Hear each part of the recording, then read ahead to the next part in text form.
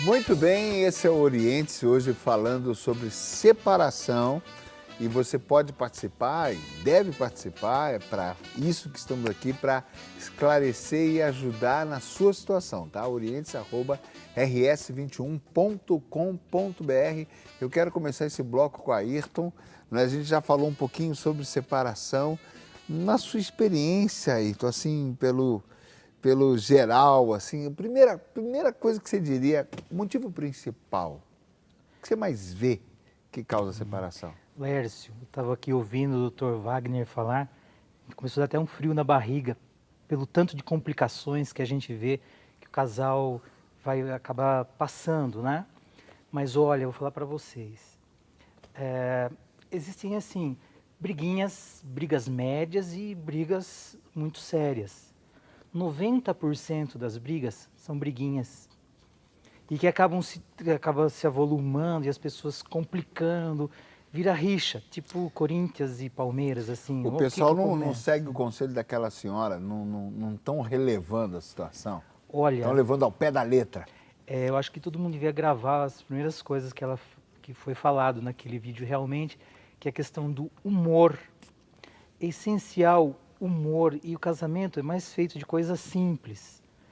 Se você mantém as coisas simples assim no seu casamento, é que hoje é complicado você ser simples, dá a impressão que você tem que ter um carrão, que você tem que ter um monte de coisas. Então o ser humano está cada vez mais se distanciando daquilo que realmente ele faz bem. E aí, o casamento também tem algumas etapas que a gente pode identificar, sabe? A gente pode falar assim que a primeira etapa assim é o enamoramento. Então todo mundo confunde isso com amor, então aquela paixão, aquela coisa gostosa, e que a frase que os casais usam geralmente é: nossa, nós somos feitos um para o outro, que bacana. Então esses 3 primeiros anos, às vezes, aquela coisa do enamoramento, da paixão, mas aí não tem para ninguém. Vai chegar uma hora onde a gente vai perceber as diferenças. Então até a gente fala que é uma armadilha da natureza do ser humano, ele não percebe no início, quando está apaixonado, as diferenças. Mas aí vem um segundo momento que é diferente. Falou assim, mas parece que o príncipe virou um sapo. Pô, mas ela não é mais daquele jeito. Nós pensamos diferentes, né? Então essa segunda fase é uma fase bastante complicada, que se percebe as diferenças, mas tudo bem. O pior é que tem uma outra fase que vem posteriormente, que a gente fala que é da briga por poder.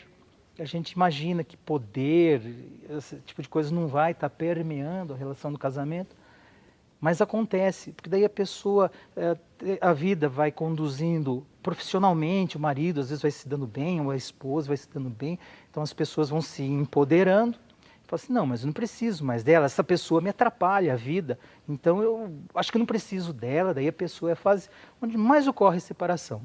Depois das diferenças, fala, mas a pessoa não está me gratificando, e todo mundo hoje no mundo quer ser gratificado. Não está me gratificando mais, então eu descarto, jogo fora. As pessoas estão consumindo o casamento, como se consumia antigamente, não tinha aquela propaganda, alívio para tudo, então se coloca pela boca, você só quer estar se satisfazendo o tempo inteiro. Mas essa terceira fase é onde tem muita separação. Qual? Do Essa do poder. poder. Então os casais brigam por poder, às vezes o espaço na casa, a mulher tira, rouba do homem, o homem começa a sair fora, o homem começa a entender a mulher como ele teve às vezes um sucesso profissional, porque daí chega uma altura do casamento onde ele se vê, nossa, mas eu tive uma evolução financeira e ela não teve, então o cara começa a fazer as coisas individualmente. E nessa fase, se o casal aprende a solucionar conflitos, eu falo que solucionar conflitos é igual numa empresa. Numa empresa, se vai estar lá solucionando conflitos, alguém muda o tom de voz, grita, acaba a negociação. Não tem. Então tem que um ouvir o outro. Se o casal consegue perceber o outro, e essa é a grande dificuldade do ser humano, amar o outro na diferença. Amar quando está tudo bonitinho, tudo legal, tudo certinho, é fácil, mas daí está tudo certo, mas será que isso é amor? Então, amar o outro na diferença é um passo na evolução psicológica da pessoa. Então, se a pessoa, nessa terceira fase aí que a gente chama que é de oposição, de poder, ela aprende a elaborar conflitos, a gente fala que vai partir para uma quarta fase que é de identidade do casal. Cada um se percebe assim de forma assim, a gente falar, não é ela me aborrece por causa disso. A gente fala, eu me aborreço quando acontece isso. Então, quando a pessoa traz para ela mesma, porque às vezes no trabalho daí também, nem tudo é gratificante, nem tudo é legal, e a pessoa está querendo assim solucionar uma situação, ele começa a jogar fora, às vezes o que está mais certo na vida dele, que é aquele apoio. E o cara, às vezes, principalmente o homem, sente aquela vontade de sair porque ele começou a ficar forte, ficar legal financeiramente, ele conquistou algumas coisas na vida. Ô, E ele não Ayrton, vê que vem da relação. você disse de coisas simples.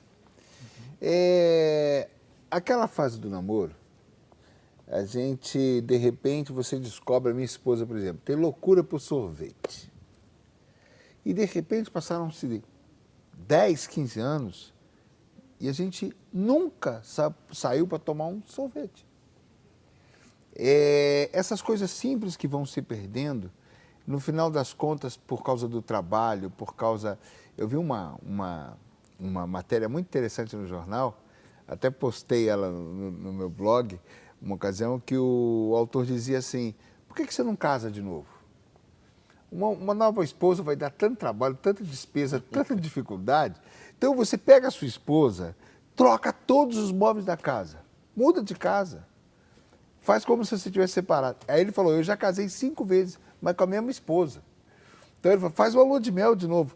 E é interessante, ano que vem eu faço 30 anos de casado. Anteontem eu e a Glória estávamos conversando de sair só nós dois. A gente nunca mais saiu só nós dois.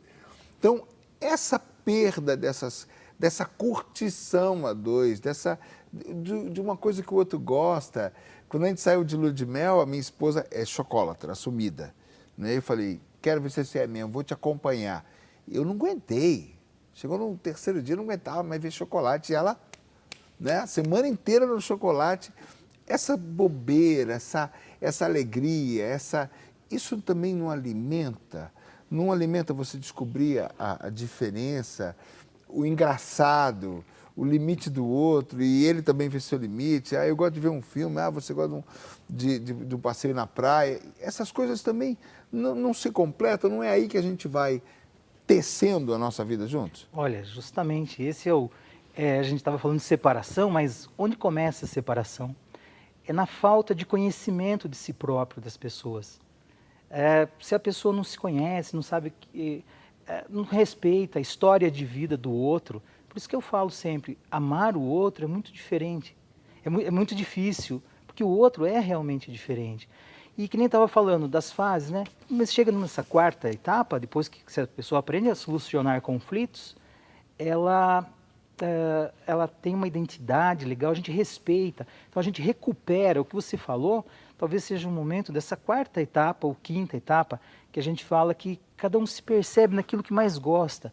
Mas hoje em dia é muito difícil o ser humano saber o que lhe gratifica. Eu, em julho do ano passado, eu fui fazer o caminho de Santiago de Compostela. 600 quilômetros eu andei lá para saber o que me agrada, quem sou eu. Perguntas fundamentais da filosofia. Quem sou eu, para onde vou? Fui lá tentar descobrir e eu percebi que quanto menos coisas eu carregava ali, então a gente ia numa mochila, tinha assim 2 bermudas, 2 camisetas, um tênis e uma sandália. Então, com o mínimo, a gente curtia mais quem carregava menos ali. Então, ali se busca um sentido de identidade. Então, foi os momentos que eu senti maior felicidade na minha vida, foi andando lá nos caminhos sem nada, sem carregar nada, não tinha uma chave, só tinha o documento, passaporte, mais um pinguinho de coisa. Aquela história, né? A gente muda de casa, aí que a gente vê quanta tralha a gente tem, que a gente não usa há muito tempo. E a vida podia ser muito mais simples. A gente podia curtir coisas muito mais simples e valorizar coisas muito mais simples. Eu vivi a experiência de 2 anos para cá, da gente ter construído a casa, né? E mudei completamente de bairro, e uma casa mais no final da cidade, já perto da montanha. Aí lá eu escuto pássaros. Lá, aí, nossa, como isso é gostoso. A vida tem esses sabores que a gente não conheceu e que a gente... Talvez um momento de aperto, um momento de mudança, um momento de você se desfazer de tralhas, sejam momentos reveladores. Sim, a gente fala que o grande problema hoje em dia é o tamanho do ego da gente, assim, que a gente tem que ser forte, tem que ser legal, tem que ter as aquisições mil, ter muitas e muitas coisas para ser mais feliz. Daí você vai carregando, carregando coisas e realmente aí você não consegue ser feliz nunca. E passando para a quinta, última etapa, que a gente fala depois que a pessoa tem essa identidade fixa, que vem o da consolidação, que é sentir prazer com uma coisa mais simples do mundo, que é a convivência. Ter o prazer da troca, ter uma troca verdadeira com o outro. Isso é um prazer incrível, que poucas pessoas realmente conseguem ter. E esse é o objetivo inicial do casamento, mesmo naquela fase de maior enamoramento. É poder estar junto, isso que basta. Então, o que eu carregava lá eram algumas coisas quando estava fazendo o caminho de Compostela. Mas a lembrança da minha esposa, dos meus filhos, me dava muita alegria. Eu falei, nossa, eu acho que eu tenho o que eu preciso. Porque naquele momento que você precisava era um pouquinho de água, um pouco de comida, ter fé também, porque ali é um exercício que para mim foi muito importante, a questão de entender o sentido, o tamanho, como a fé é uma força que vai além do físico da gente, porque, pô, eu com esse peso aqui, o telespectador pode ver, meio gordinho, mas conseguia andar 600, a gente andava 28 quilômetros, 30 quilômetros por dia, em seguida, durante 26 dias. Então, pô, então o negócio da fé e saborear a felicidade que vinha das coisas simples ali, de lembrar das pessoas que eu amo. Então foi muito bom e isso traz felicidade. Mas o trabalho, as empresas, elas vão fazendo isso. Os objetivos da organização vão abocanhando os objetivos pessoais. Isso acontece com todos nós. Então a gente precisa mais alimentar a alma. Mas aí então nós precisamos bastante dos reveses. Não sou masoquista, mas os reveses quebram o ciclo da exacerbação do ego, né? É aquela história, quando você fica doente, de repente você depende de alguém. A gente falava disso no outro programa, né, padre? Quando a gente, de repente, se vê necessitado. Não sou eu que dou as cartas, agora eu preciso quem me cuide, quem me ajude. Em tudo que o Ayrton está falando, eu estou me lembrando muito da questão da fé, padre, da cruz, da vivência em comunidade, das diferenças, talvez aquele lado que ninguém gosta, que é o coordenador chato na comunidade, que é o padre que dá muito sermão, ou talvez um trabalho que exige muito de mim, mas é nessa hora que a gente vai tendo revelação de quem eu sou. Você foi falando, vai passando um filme na cabeça, na verdade. Eu estava aqui, a gente vai, né, passando um filme na cabeça, é muito gostoso de ouvir também, né? Tem hora que a gente precisa ouvir um pouquinho também. Pode falar mais com a boca, né? Mas tem hora que é bom a gente ouvir. Mas é gostoso e eu queria partir da essência, né? Primeiro que ninguém vive, né, isolado, né? Não podemos, ninguém é uma ilha, né? A gente aprende muito isso, né? Ninguém é uma ilha para ver isolado. E hoje um dos grandes males da família é cada um tem um computador no seu quarto, cada um tem uma TV no seu quarto, cada um tem um celular hoje, não sei das quantas, que só falta, não sei o que falta mais, né? Porque já faz de tudo, né? E eu não preciso mais do outro. Até fez uma brincadeira esses dias na paróquia lá, entrou o mês da Bíblia, aí eu fiz uma brincadeira com o pessoal. Falei assim, olha, quantas vezes por dia você pega no seu celular? Porque é um vício, né? A gente pega o celular minuto por minuto. Então, às vezes você pega o celular, você vai ler um trecho da Bíblia. Você vai ler a Bíblia em um mês, eu tenho certeza. Né? Então, assim, eu fiz uma brincadeira com o pessoal lá, mas uma coisa, algo que é seríssimo, né? E a gente vai perder as pequeninas coisas da nossa vida. Mas eu queria falar algo muito mais essencial. E Deus nos chamou para ser feliz, nos criou para ser feliz. A essência da nossa vida é ser feliz e participarmos da sua felicidade, da felicidade dele, né? Da bem-aventurança de Deus. E só que no matrimônio, aí está a essência de tudo, né? O que é a felicidade dentro do matrimônio? Eu prego muito isso quando estou ali diante dos noivos, né? Daqueles que estão se casando, eu falo muito isso. Vocês não casam para ser felizes. Aí eu até brinco, falo assim, e você deve estar pensando para beber, né, encheu a cara para vir aqui, né? Já está falando contra, né? Mas como assim, padre, eu não caso para ser feliz? Eu falo para ele, você não casa, nem você casa para ser feliz. Aí eu falo, olha, você casa para fazer ele feliz e você ela feliz. Porque o amor está justamente na doação, na entrega. Né? E a gente se retrata o amor de Cristo na cruz. Cristo, ele não fez por prazer, né? O dicionário diz... Sim. O amar é a força que me move em direção a fazer o bem para o outro. Para o outro, perfeito. Está lá no dicionário. Perfeito. Definição de amor. Perfeito. Quer dizer, não tem nada a ver com amor pra à mim, doação, amor à entrega. E quando os casais, eles casam, eles sabem que... Muitos pensam assim, vou casar para ser feliz. Vou casar para ficar rico. Vou casar para viajar. Vou casar... Não. A meta do casamento não é essa. A primeira meta do casamento é: vou casar para fazer minha esposa feliz. Vou casar para procriar, para criar meus filhos, uma família em Deus, uma família estruturada, né, com maturidade. Eu não lembro mais qual Sim. é a etapa aqui que o Ayrton citou, Sim. mas se eu tiver focado em fazer a minha esposa feliz, eu vou identificar bem quem é ela, vou aprender Perfeito. mais como ela lida com as coisas que ela gosta, e eu Por não isso que eu vou não viver a etapa que ele disse de disputar com ela um lugar que não é meu, é dela. Perfeito. Por isso que eu falei que Ela gosta daquilo. passou um fio na minha cabeça, e tudo que foi falando, eu falei, eu não posso perder o fio da meada de tratar esse assunto, porque o princípio está aí. Quando você vai lá na frente do sacerdote, né, na frente da comunidade, eu me caso, né, na alegria e na tristeza, na saúde e na doença, todos os dias, até que a morte me separe. Né? Agora, quando Cristo fala dessa felicidade, dessa alegria, ele não promete riqueza, ele não promete nada disso. O que Cristo nos promete diante de cada vocação, ele nos promete o céu, se a gente for fiel. O mais, a gente busca viver com o essencial. No mundo havereis Com de ter certeza, aflições. né? Então a gente não pode perder a essência da nossa vocação, a essência do nosso chamado.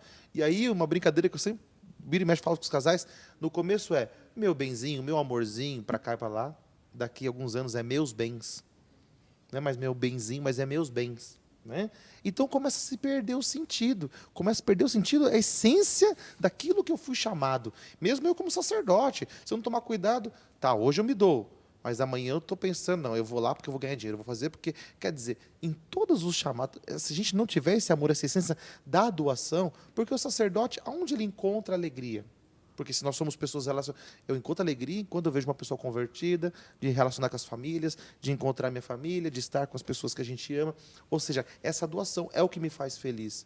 E os casais perdem isso porque olham para o próprio umbigo, perde a alegria de se doar para o outro. Não digo só na questão sexual de se doar, mas também, faz parte também, mas em todos os âmbitos da fé. Né? De tomar o sorvete, como você falava, de poder passear e estar junto, e vai se perdendo a essência, aquilo que se aprendeu lá. Ou seja, não se trata mais da família, até na questão da separação, e muitos não mais preocupados, o doutor falava para nós, não se tem mais a preocupação com a família na sua totalidade. Né? Família, essa convivência, esse amor, reunir no Natal, reunir no Ano Novo, de estar todo mundo junto. Hoje em dia não tem isso. Cada um vai para um lado e seja o que Deus quiser. Infelizmente, o mundo caminha para esse âmbito muito perigoso da fé. Né? Então... Ô padre, uma senhora de 70 anos que pediu para não ser identificada, ela diz assim, olha, ela está separada e ela diz, ter um amigo, um companheiro faz bem à saúde? Ela pergunta, a falta de carinho e amor de um companheiro pode afetar a saúde física e psicológica? Ela está preocupada com isso com 70 anos. Que bom que ela não está morta, né? Primeira coisa, né? Que bom que ela está viva, né? Louvado seja Deus, porque ela está viva, né? Sente essa necessidade, né? Assim, eu cito uma história, porque todos nós temos histórias, né? Eu tenho um tio, por exemplo, né, irmão da minha mãe, que a esposa dele faleceu um tempo atrás, e ele deve estar por volta dessa idade. Minha mãe tem 60, agora 61. Meu tio deve estar com mais ou menos 70 anos, deve estar nessa faixa de idade. E ele começou a namorar agora também. Né? Isso tem que ficar muito claro para todas as pessoas, diante da igreja. Isso é uma questão que me veio na cabeça. Vamos supor que o marido, né, ou a esposa veio a falecer. Nesse caso, pode contrair outro matrimônio. Né? Então, é o caso, né? Morte natural, uma situação que aconteceu. Então, pode se casar. Só que, né, tem que ser um namoro santo, não é verdade? E em busca de, aí sim, casar-se diante de Deus novamente. Ou seja, não há pecado nenhum. Você pode ter 70, você pode ter 80. Aquele casal que mostrou ali agora no vídeo inicial, tão bonito o vídeo que passou para nós o VT. Ou seja, não tem pecado nenhum você arrumar uma pessoa, né, relacionar-se com ela e buscar o matrimônio. Agora, não pode ficar nas festinhas, né, na bagunça. Né? Isso não pode ficar, a gente sabe que é pecado diante da igreja. Ou vive uma vida honesta, ou não. Né? E psicologicamente falando, o Ayrton, a questão de ter um companheiro, uma companheira ou não é necessariamente uma receita de saúde, porque tem gente que tem uma inclinação a cuidar da sua vida de uma maneira mais autônoma? Sim. Olha, a gente está falando aqui sobre separação, existe também a sociedade, a cultura, a família, tem vários aspectos aí que a gente tem que considerar. Ó, veja bem, hoje em dia uma pessoa que se doa muito, uma pessoa que se entrega, que do trabalho se entrega. Então, tem uma cultura também por aí que é bobeira você se entregar. Às vezes vêm lá as cunhadas falando para a esposa, não, você deveria não ser tão carinhosa assim com É ele. Não se mesmo, doe tão... que não falta é esse pessoal para dar esses conselhos, né? Então, agora a loucura é que para você ser feliz, tem que realizar seu trabalho de uma forma completa. Você perceber sua missão de vida. Você se entregar ao outro para valer. Então, em qualquer idade é legal a pessoa, ela se sente bem fazendo bem as coisas. Aliás, o Padre Anderson estava falando aí, me veio aquela frase que falam, que não sei se é um provérbio chinês, se é turco, mas não tem aquilo que fala que sempre resta um perfume nas mãos de quem oferece flores. Isso não é verdade, isso é muito legal, isso é muito importante. E eu só consigo, como terapeuta, perceber as pessoas felizes no sentido de realizadas, aquelas que se entregam para valer as experiências. Então a gente pode resumir assim, que uma pessoa que está só vou dizer assim, por um egocentrismo, um egoísmo, ela é infeliz. Não, E uma pessoa que está só, mas ela consegue ser generosa e está ativa e está fazendo e está ajudando, mesmo ela não tendo companheiro, ela é mais realizada. Então, outro dia eu vi uma reportagem falando sobre Nova York, então mostraram aqueles prédios, assim, infinitos apartamentos nos prédios e falaram, ó, nesses prédios aí, mais de 50% é single, Sim, pessoas solteiros. E se pensa que eles são infelizes? Não, eles são eles passeiam muito, vão para os pubs, se divertem e tal, mas eles têm um outro tipo de troca, talvez intimidade, namorem para valer, mas não adotaram o sistema de estar morando juntos. Então, há pessoas que são dependentes também de relacionamentos, isso também não é legal. Então, a pessoa precisa desenvolver assim, autonomia. Essa pessoa que escreveu aqui para vocês, aqui, 75 anos, eu tenho certeza que ela está num momento de muita integridade de ego e que aí pode se doar para o outro de verdade. E isso vai de pessoa para pessoa. Certamente, se os casais se casam com 20, 19, hoje em dia está indo mais tempo, mas possibilita pelo menos que as pessoas tenham mais identidade, uma identidade maior para depois poder conviver. Se reconheça de uma forma mais clara, né? Bom, esse é Orientes, nós vamos para o intervalo, a gente volta já já.